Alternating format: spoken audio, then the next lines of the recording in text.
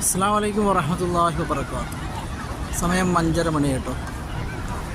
എന്തായാലും മുഹറം 4 ജൂലൈ 10-ാം തീയതി പ്രഭാതം അള്ളാഹുവിൻ്റെ മഹനീയ ഭവനം നമുക്കിവിടുന്ന് കാണാം.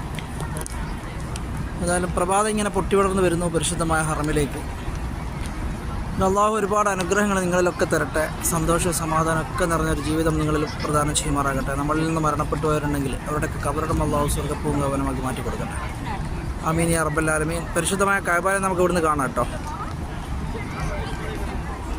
അങ്ങ് നമുക്ക് കാണാം.